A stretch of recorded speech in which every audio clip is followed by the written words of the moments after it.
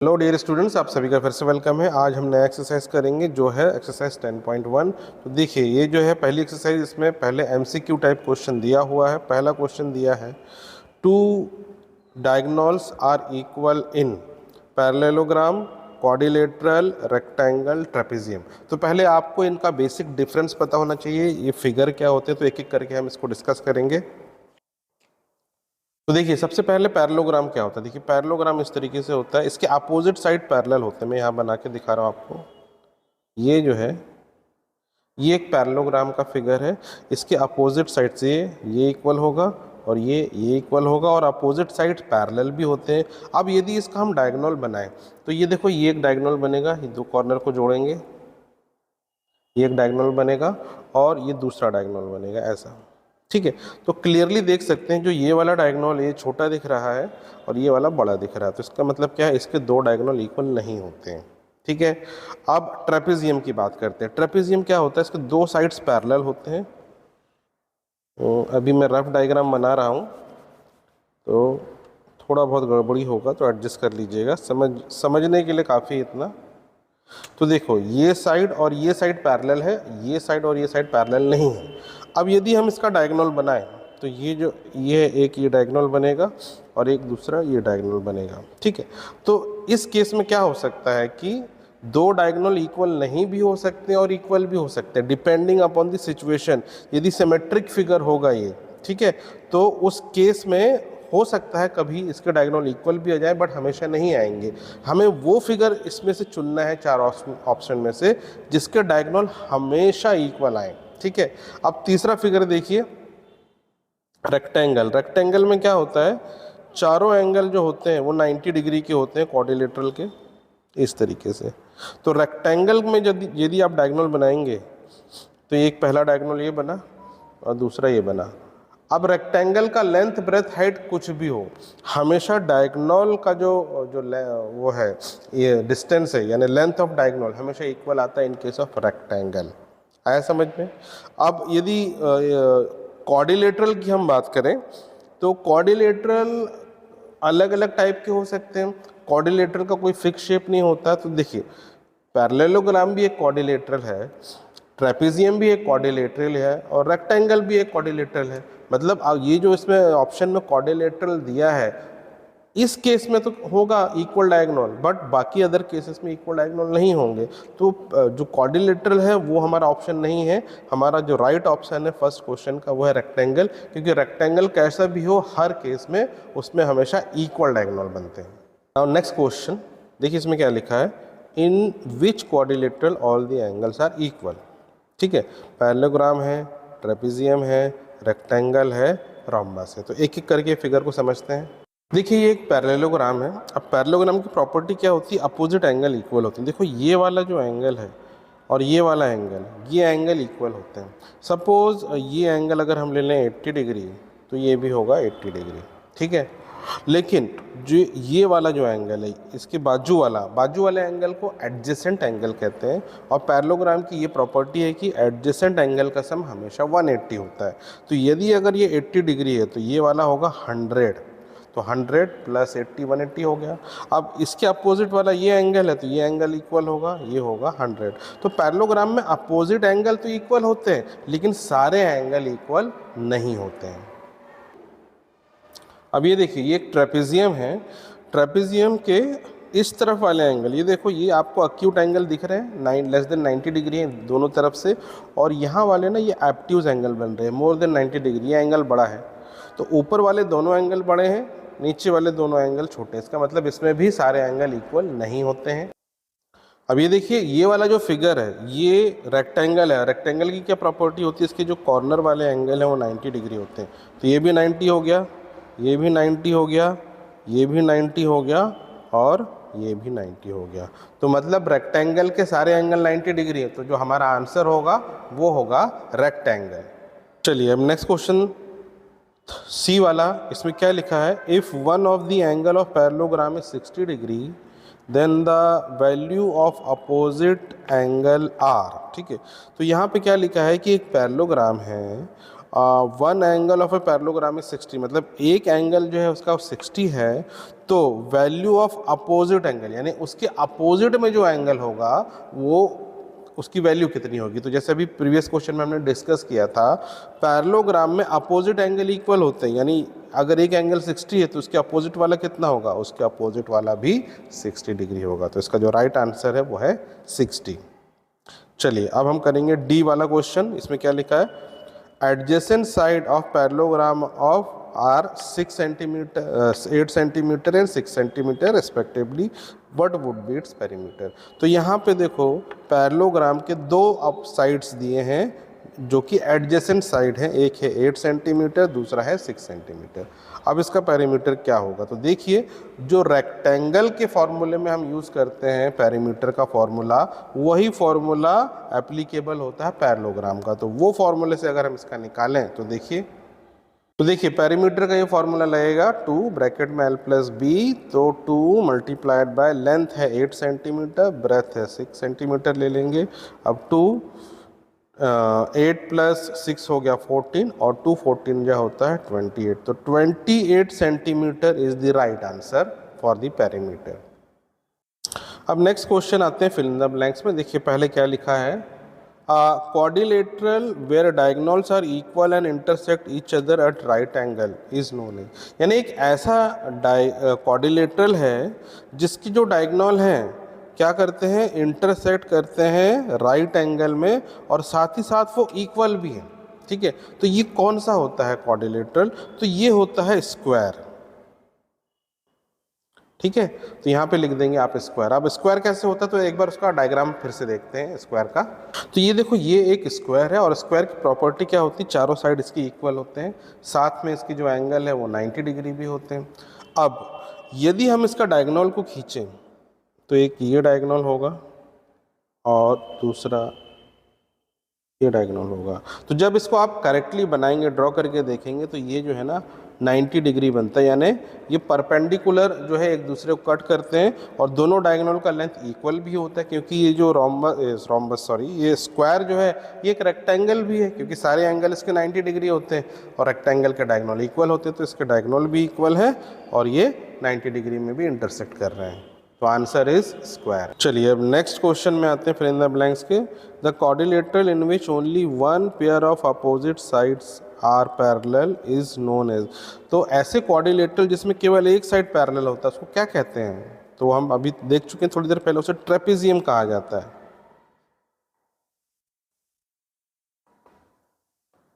ठीक है, तो ट्रेपेजियम के अपोजिट साइड का एक ही पेयर पैरेलल होता है, दूसरा वाला पैरेलल नहीं होता है। चलिए अब तीसरा करते हैं। If diagonal has 6 vertices then the number of sides of the polygon would be. यदि एक के 6 वर्टाइसेस हैं तो उसके साइड्स कितने बनेंगे उस पॉलीगॉन के। तो देखिए इसको हम क्या करते हैं, ड्रॉ करके देख लेते हैं। ड्रॉ करने के लिए हम 6 पॉइंट्स ले लेते हैं जो कि इक्वल डिस्टेंस पे होंगे। इस तरीके से मैं पॉइंट्स ले रहा हूँ।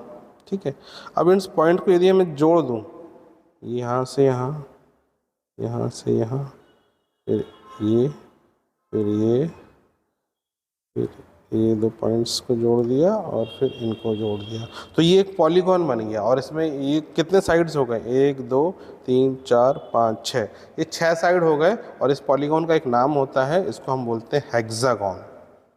जिसके 6 साइड होते हैं वो हेक्सागॉन कहलाता है। तो अगर 6 वर्टाइसेस हैं तो उसके जो नंबर ऑफ साइड होंगे वो होंगे 6।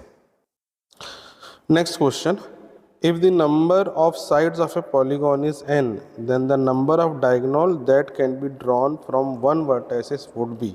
देखिए इस क्वेश्चन का मतलब क्या है, यदि एक पॉलीगॉन है जिसमें नंबर ऑफ साइड n है तो उसमें हम एक ही वर्टेक्स से यानी एक कॉर्नर से कितने डायगोनल बना सकते हैं। तो आंसर है n-3। n हो गया नंबर ऑफ साइड, उसमें -3 कर देंगे तो number of diagonal from one vertex निकल आता है।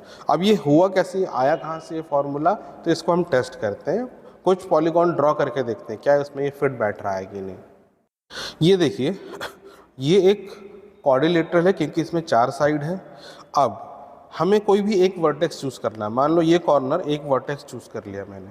अब इधर से मुझे डायगोनल बनाना है, तो कौन सा डायगोनल और कितने डायगोनल बनेंगे। देखो यहाँ से अपोजिट कॉर्नर को जोड़ा तो ये एक डायगोनल बन गया। अब मुझे और डायगोनल बनाना है तो दूसरे कॉर्नर से मुझे ज्वाइन करना पड़ेगा। तो यदि मैं यहाँ से इस कॉर्नर को ज्वाइन करूँगा तो ये डायगोनल थोड़ी कहलाएगा, ये तो साइड ही कहलाएगा। यहाँ से इस कॉर्नर को ज्वाइन करूँगा तो ये भी साइड ही कहलाएगा। तो मतलब ये है केवल एक कॉर्नर से एक ही डायगोनल बन सकता है। देखो यहाँ से एक दूसरा डायगोनल भी बन सकता है, लेकिन अभी वो दो डायगोनल की बात नहीं कर रहे हैं हम एक ही वर्टेक्स से कितना डायगोनल बन सकता है, वो बन सकता है 1।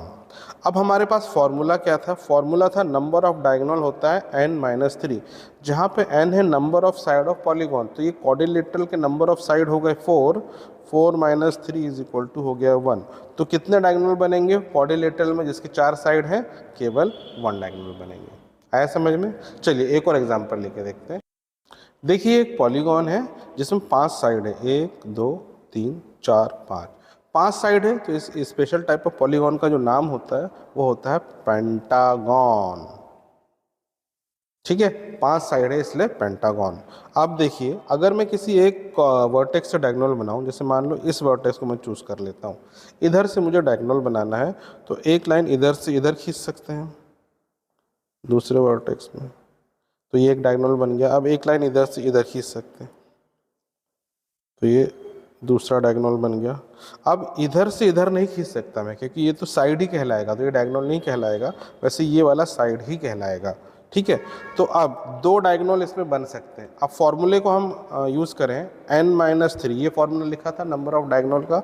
तो n क्या है, नंबर ऑफ साइड्स, पेंटागॉन के साइड हो गए 5, 5 - 3 इज इक्वल टू 2। तो नंबर ऑफ डायगोनल हमारा निकलेगा 2। तो यहाँ बना भी रहे हैं हम 2 और फॉर्मूले से भी वही आ रहा है 2।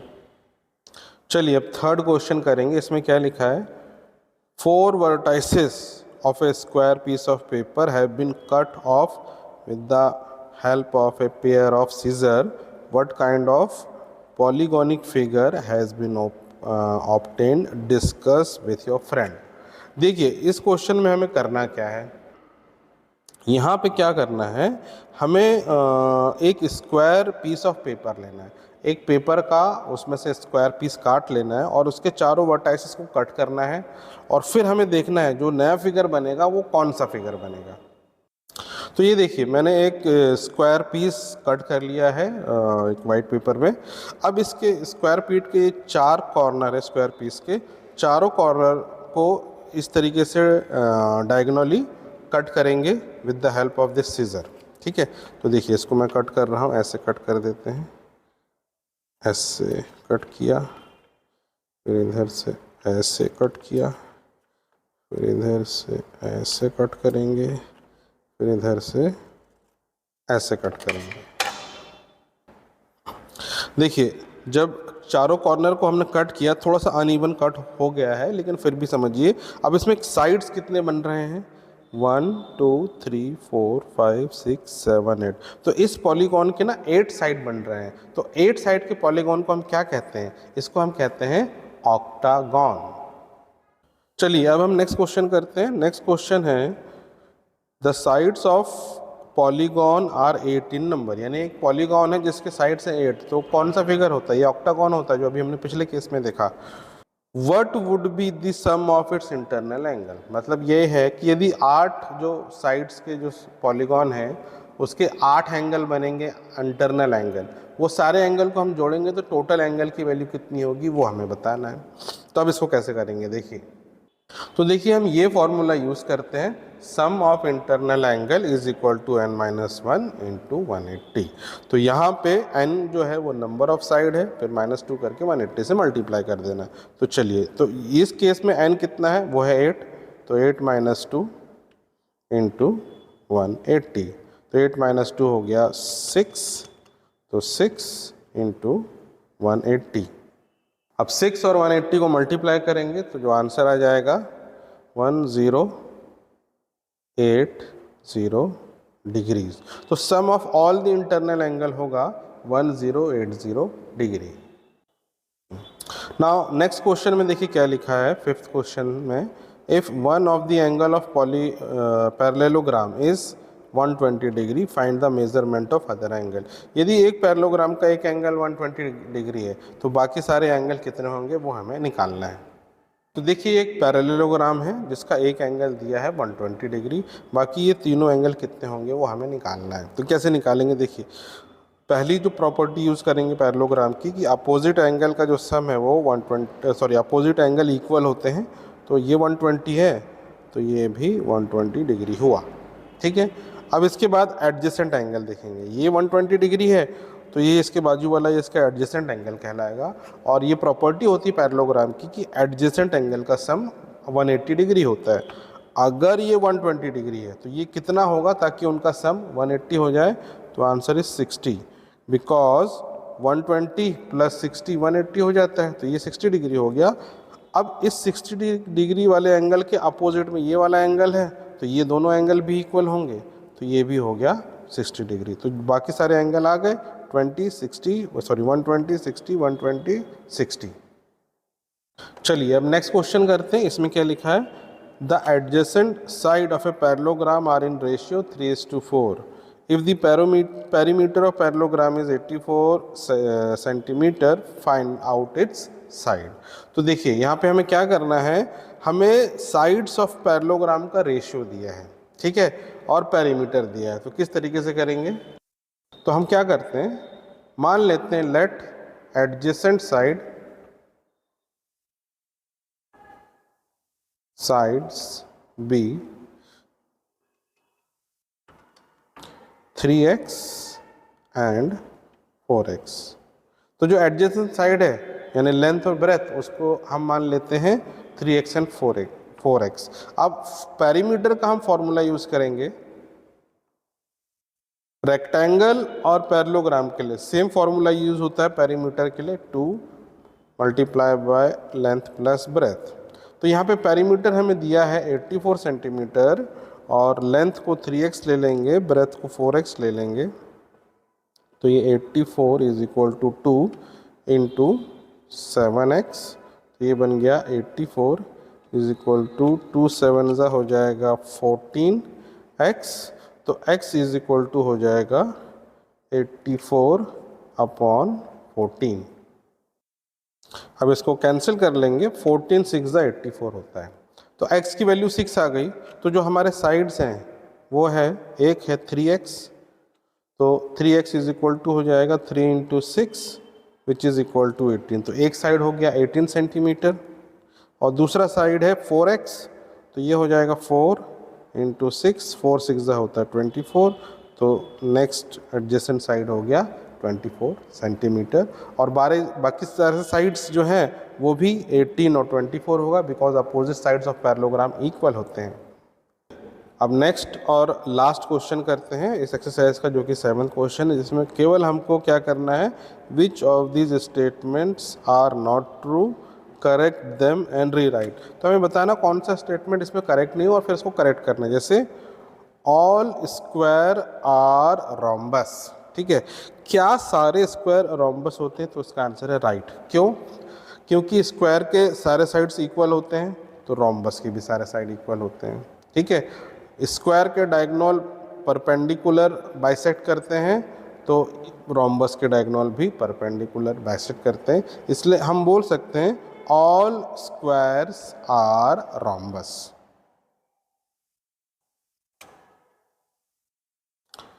The diagonals of rectangle are equal, तो ये भी करेक्ट स्टेटमेंट है। रेक्टेंगल के हर रेक्टेंगल के डायगोनल हमेशा इक्वल होते हैं, ठीक है। थर्ड वाला all rectangles are not parallelogram, ये स्टेटमेंट गलत है। क्यों गलत है, जितने भी रेक्टेंगल होते हैं वो पैरेललोग्राम की प्रॉपर्टी सेटिस्फाई करते हैं। पैरेललोग्राम की प्रॉपर्टी क्या है, अपोजिट साइड इक्वल और पैरेलल होते हैं, रेक्टेंगल में इक्वल और पैरेलल होते हैं, ठीक है।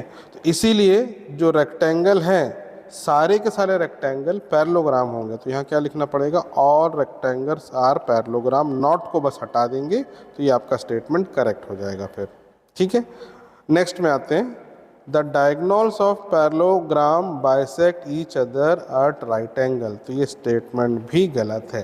देखो पैरेललोग्राम भी अलग अलग तरह के होते हैं, तो एक स्पेशल टाइप ऑफ पैरेललोग्राम है जो कहलाता है रोम्बस। रोम्बस एक डायमंड शेप का होता है, यानी एक तरह का पैरेललोग्राम है बस फ़र्क ये है कि इसमें चारों साइड्स इक्वल होते हैं। तो केवल रोम्बस के जो डायगोनल होते हैं वो एक दूसरे को बाइसेक्ट करते हैं राइट एंगल में, अदरवाइज दूसरे जो पैरेललोग्राम है वो बाइसेक्ट नहीं करते हैं। ठीक है, तो करेक्ट स्टेटमेंट क्या होगा? Diagonals of parallelogram does not bisect each other except rhombus. ये स्टेटमेंट इसका सही होगा। ठीक है, अब लास्ट में आते हैं ऑल स्क्वायर्स आर रेक्टेंगल। तो ये भी करेक्ट है। रेक्टेंगल की प्रॉपर्टी क्या होती है? All the angles of rectangle are 90 degree, और स्क्वायर के भी 90 डिग्री होते हैं सारे एंगल, तो इसलिए सारे स्क्वायर रेक्टेंगल भी होंगे।